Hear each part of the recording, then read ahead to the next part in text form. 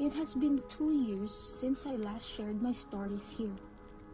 I wanted to share something else that also happened in the boarding house where I used to live when I was young. As a background, the boarding house is semi-concrete. The first floor is made of concrete while the second floor is made of wood. Anyway, here's my story. I was such a bookworm when I was still in high school. I spent my days during summer break reading in the downstairs living room of the boarding house.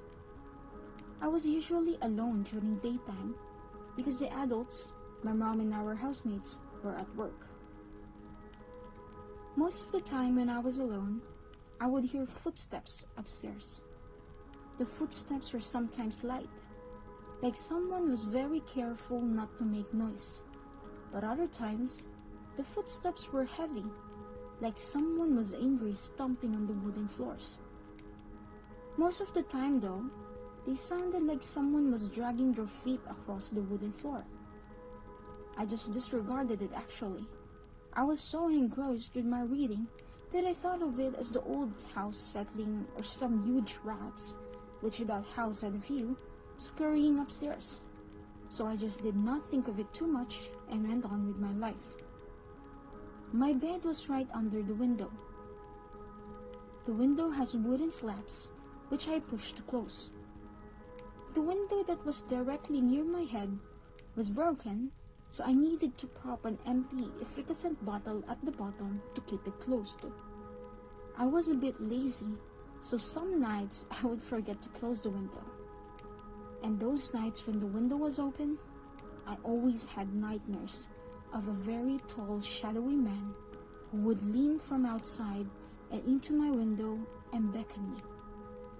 He had long arms and long legs and faceless. Now you might say that this description sounds exactly like the Slender Man, but to be honest, I have not heard of Slender Man since a year or two ago. The Slender Man actually reminded me of my nightmares.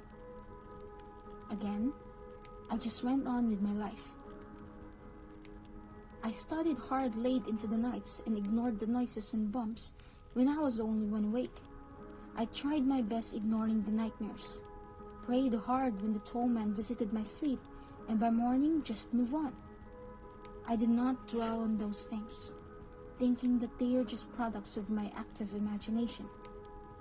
Now, 20 years later, my memories of that house are mostly bittersweet because I spent my teenage years there when we were struggling financially. I did not associate that house to the supernatural, nor did I remember it with fear. However, a few weeks ago, one of our former housemates found me on Facebook and connected with me. We chatted for a while, the usual kumustahan, and reminiscing the old house. Out of the blue, she said, "I hate that house. I always hear footsteps when I'm alone, even during the day. I could not sleep properly too. I always had nightmares of a tall anino peeking through my window."